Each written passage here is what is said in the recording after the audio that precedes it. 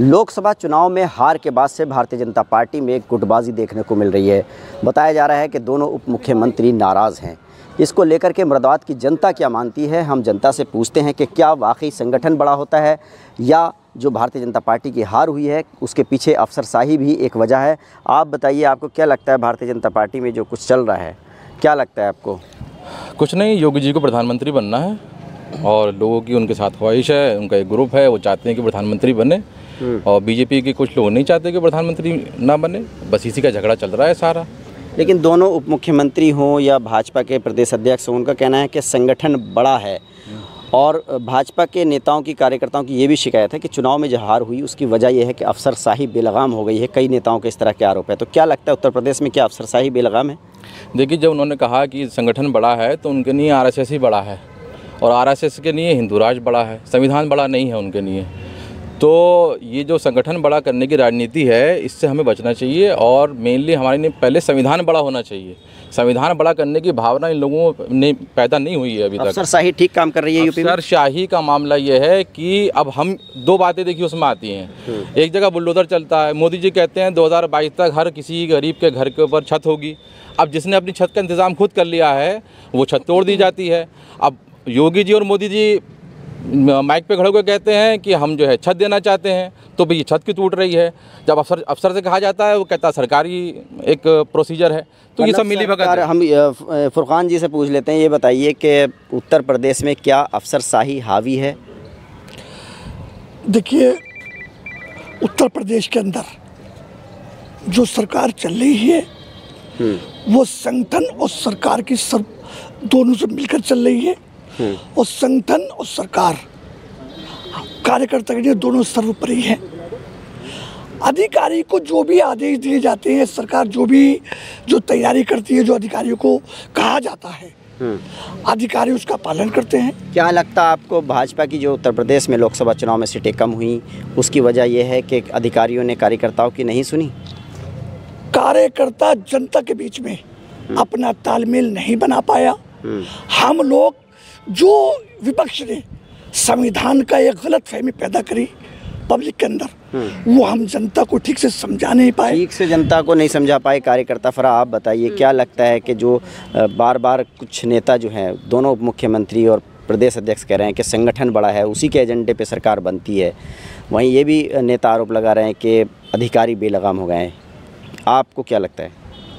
देखिए, मैं तो एक छोटी सी कार्यकर्ता हूँ और अगर मोदी जी और हमारे योगी जी इस चीज़ को कह रहे हैं तो कुछ सोच समझ के कह रहे होंगे, या फिर उनकी सोच और हमारी सोच में तो ज़मीन आसमान का फ़र्क है। रही तालमेल की बात, तो वाकई हम थोड़ा समझा नहीं पाए जनता को, वैसे इसीलिए तालमेल नहीं बन पाया। बाकी का मतलब कार्यकर्ताओं की सुनी जा रही है कि नहीं यूपी में? हाँ, बिल्कुल सुनी जा रही है।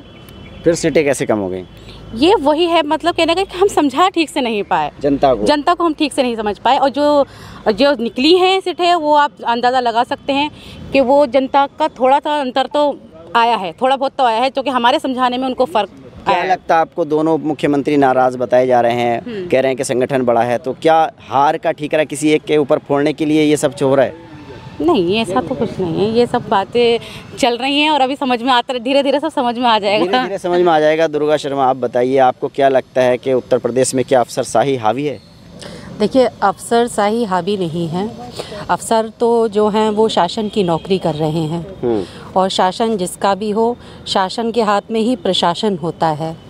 अब जो शासन चाहेगा वही तो प्रशासन करेगा। अब प्रशासन अगर शासन की नहीं मानेगा तो प्रशासन घर बैठ जाएगा। तो ये मुख्यमंत्री जी और दोनों उप मुख्यमंत्री के बारे में जो कहा जा रहा है कि वो कह रहे हैं कि संगठन बड़ा है, अफसरशाही हावी हो गई है, आपको क्या लगता है, क्या कुछ नाराज़गी चल रही है? देखिए, नाराज़गी की क्या बात है, असल में इन लोगों में क्या है, ये लोग हैं भाजपाई जो है ना, वो हैं माफ़ी वीर। इन्होंने हमेशा से जो राजनीति की है ना, वो की है फूट डालो राज करो। जब आप किसी के सामने गड्ढा खोदेंगे तो पृथ्वी भी गोल है, आप उसमें खुद ही गिर जाएंगे। केशव प्रसाद मौर्य जी तो कह रहे हैं कि अखिलेश यादव ने जो माता प्रसाद पांडे को नेता प्रतिपक्ष बनाया है, तो ये पीडीए के साथ धोखा है। आपने शायद आदरणीय अखिलेश यादव का वो नहीं सुना कि अति वरिष्ठ हमेशा समाजवादी पार्टी के अंदर किसी भी समाज, कोई भी सर्व समाज से ही समाजवादी पार्टी बनी है और समाजवादी पार्टी में कोई ऐसा नहीं है कि जाति किसी से भेदभाव है, किसी से पिछड़ा, भेदभाव नहीं है। दलित और अल्पसंख्यक का क्या होगा? पीडीए का? नहीं, देखिए सबको बनाया, सबको सम्मान दिया गया। आप बताइए, आपको क्या लगता है, क्या उत्तर प्रदेश में जो चल रहा है, क्या अफसरशाही हावी है? आप देखिए, सबसे पहले तो आप ये देखिए कि अफसर जो हैं, आपने देखा होगा कल वाराणसी के अंदर किस तरीके से अधिकारियों ने एक हेडशॉट आपने देखा होगा जो वायरल हो रहा है। तो अधिकारी इस समय बेलगाम हो चुके हैं पूरी तरीके से, और जो केंद्र और प्रदेश के लिए जो बीच में टकरार चल रही है, ये सिर्फ प्रधानमंत्री के लिए पद के लिए चल रही है कि योगी जी को किस तरीके से प्राइम मिनिस्टर बनाने की जो आपसी फूट हो गई है। जनता इस चीज़ को समझ चुकी है। अभी हमारी बहन कह रही थी कि हम समझा नहीं पाए जनता को, लेकिन 2024 के चुनाव में जनता ने इनको समझा दिया कि जनता ही सर्वोपरि होती है। और आप देखना 2027 के अंदर भारतीय जनता पार्टी का सुपड़ा साफ होने जा रहा है। आपको क्या लगता है, उत्तर प्रदेश में क्या अफसरशाही हावी है या नहीं? देखिए, अफसरशाही तो पूरी तरह इस टाइम जो है हावी चल रही है, और बाकी जो है सरकार के अंडर में काम कर रहे हैं सब, ठीक है।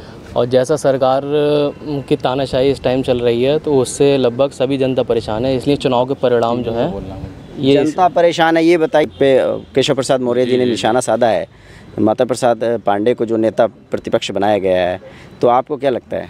देखिए, बात यह है कि अखिलेश यादव जी को वोट चाहिए मुसलमानों का।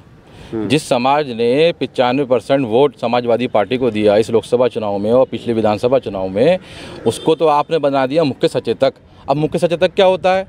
कमाल अख्तर को बना दिया, महबूब अली को भी पद दे दिया। हाँ, तो क्या बनाया उनको एक मीटिंग का देखभाल करने का ऑर्गेनाइजर बनाया कि आप कुर्सी लगाइए और आप देखिए क्या क्या होगा। तो आपको लगता है कि अखिलेश यादव ने ठीक? भाई, आपको ज़्यादा समझ होगी, अखिलेश यादव ने जो माता प्रसाद पांडे को बनाया है नेता प्रतिपक्ष, क्या कहना चाहेंगे? देखिए, इससे पहले चुनाव राज्यसभा का हुआ, ठीक, पीडीए में मुसलमान भी है, तो किसी मुसलमान को राज्यसभा भेजा। समाजवादी हमेशा मुसलमान को वोट बैंक की राजनीति समझ के इस्तेमाल करती है। समाजवादी पार्टी हमेशा ये कह रहे हैं कि वोट बैंक के हिसाब से मुसलमानों को इस्तेमाल करती है सिर्फ। देखिए, समाजवादी पार्टी ने कभी किसी को इस्तेमाल नहीं किया। समाजवादी पार्टी ने हमेशा सबको सम्मान दिया है। आप मुस्लिम वर्ग की बात कर रहे हैं, तो जो मुस्लिम वर्ग को आप ये देखिएगा, विधानसभा का चुनाव हुआ उस समय आप देखिएगा कि ज़्यादातर जो टिकट दिए गए वो मुस्लिम समाज के लिए, अल्पसंख्यक हमारे भाइयों के लिए दिए गए थे, है ना। और अब लोकसभा में नहीं, विधानसभा के टाइम में सिर्फ 4 मुसलमानों को टिकट दिया था। 80 में से सिर्फ 4 मुसलमानों को टिकट दिया था, एक कांग्रेस नहीं दिया था, इमरान मसूद को। जहाँ तक रही समाजवादी की पार्टी की बात, जितनी सीटें इनको मिली हैं, उसके बाद संसद का नेता तो बन गया अखिलेश यादव, पार्टी के राष्ट्रीय अध्यक्ष अखिलेश यादव, और विधानसभा के नेता माता प्रसाद पांडे, और विधान परिषद के नेता यादव जी। दुर्गा जी, आप बताइए। नहीं, देखिए, ये तो पार्टी राष्ट्रीय अध्यक्ष, पार्टी हाईकमान का जो आदेश है, और ऐसा नहीं है कि आदरणीय अखिलेश यादव जी जो हैं सिर्फ वही सारा फैसला लेते हैं। सब लोग मिलजुल कर समाजवादी पार्टी के अंदर फैसला लेते हैं, उसमें सभी समाज के लोगों को साथ में रखा जाता है, और जब सभी समाज के लोग जिसको वोट दे देते हैं वही बनता है। देखिए, यहाँ पर जो लोग हैं उनकी अपनी मिलीजुली प्रतिक्रिया है, चाहे समाजवादी पार्टी में नेता प्रतिपक्ष बनाए जाने का मुद्दा हो या भारतीय जनता पार्टी में हार के बाद जो खींचतान दिखाई दे रही है, उस पर आपने लोगों की राय जानी।